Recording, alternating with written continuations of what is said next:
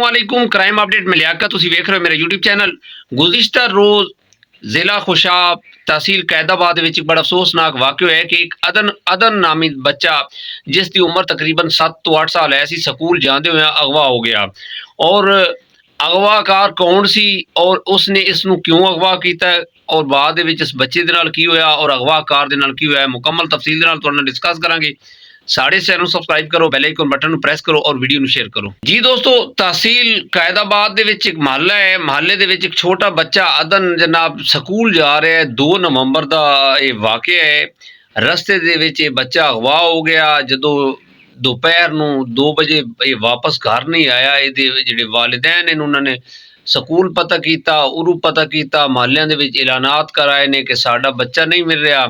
और उन्होंने शाम नूं जनाब इसके खिलाफ नामालूम अफराद के खिलाफ FIR कटाई कि साडा बच्चा लापता हो गया है। अदन तकरीबन 7 तो 8 साल इसकी एज है और तालिब इलम है।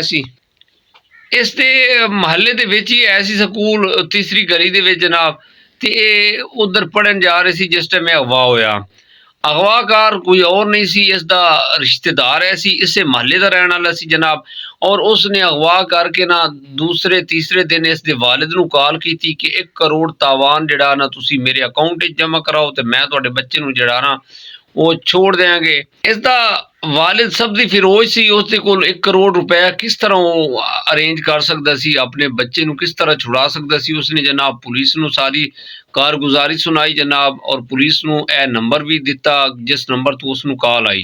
पुलिस और एक गल जिहड़ी है पूरे जिला खुशाब दे विच एक सवाली निशान बन गई। और DPO साहब ने एक टीम अपना SHO साहब नूं कहा कि इसके खिलाफ कोई टीम तश्कील दो ताकि बच्चा जिहड़ा ना बाजियाब कराया जा सके जी। दोस्तों, वही होया जिसका डर सी। तकरीबन 6ठे रोज़ ना एक नहर है रेस्क्यू 1112 ते कॉल हुई कि इस जगह एक जिहड़ी ना लाश है वो लाश नूं लभण कारण जनाब रेस्क्यू टीमां तश्कील दित्तियां गईयां और स्कूबा भी मंगवाया गया। उन्होंने तलाश करते रहे, सर्च ऑपरेशन होया, पुलिस भी मुतहरक हो गई। और बाद दे विच जनाब जिहड़ी डेड बॉडी मिली है ना वे शनाख्त के काबिल नहीं सी। तकरीबन 5 तो 6 दिन हो गए सी इसनूं ते उसदे हथ भी बधे हुए सी बच्चे दे और उसदी लत्तां भी बधी हुई सी। ये नहर दी बड़ी नहर है जनाब, उस डेड बॉडी इस बच्चे की मिली है। इसका नाम जो दस्या अदन। और बड़ा इंतहाई अफसोस होया है कि इस सफाक ने जनाब इसनूं अपना निशाना बनाया और इसने इस नहर दे विच जिहड़ा ना उन्होंने सुट दिता जी। पुलिस नूं पता चल गया कि इसका जिहड़ा कातिल है कौन है। उन्होंने एक टीम तश्कील दी जनाब और मुतहरक हो गई, जगह जगह ते छापे मारने शुरू हो गए। और ये बड़ा सिरदर्द बन गया कैदाबाद और पंजाब अपना खुशाब पुलिस कान के इसका जिहड़ा कातिल है उन्होंने फिलफौर गिरफ्तार करके इबरतनाक सजा दी जाए। और कैदाबाद थाने दे विच एक दिन कॉल मसूल हुई कि फलां जगह ते जनाब ये जिहड़ा सफाक है ये अपने दोस्तों के हमरा उत्थे मौजूद है। दरबार मासूम शाह ते अपना SHO साहब ने अपनी नफरी लई दरबार मासूम शाह दे जिहड़े एरिए रौंदा रोड उत्थे जनाब नाकाबंदी शुरू कर दी गई। इस सफाक तकरीबन 3 लोग हैं, एक मोटरसाइकिल सी 1 to 5। इन्होंने जदों देखा जनाब पुलिस वैन नाकाबंदी कर रही है तो इन्होंने जनाब अंधाधुंध फायरिंग की। फायरिंग जनाब करके फरार हुए ने। पुलिस के इतलात के मुताबिक कि जनाब पुलिस ने इन्हों का ताकुब किया है। जनाब जंगल एक ऐसी झाड़ियां से वो झाड़ियां दे विच जाके छुपे ने।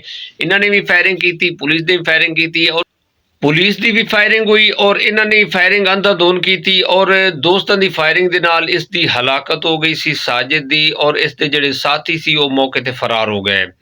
पुलिस ने इसकी जिहड़ी डेड बॉडी अपनी तहवील ले ली।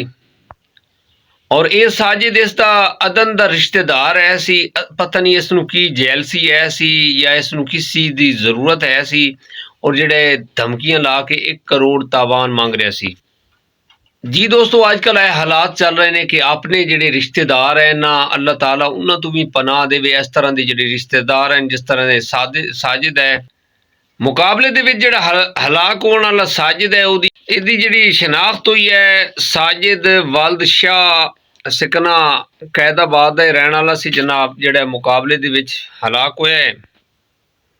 इसे पैगाम दे नाल सानू इजाजत दो। अपना ढेर सारा ख्याल रखिया है। खुदा हाफिज।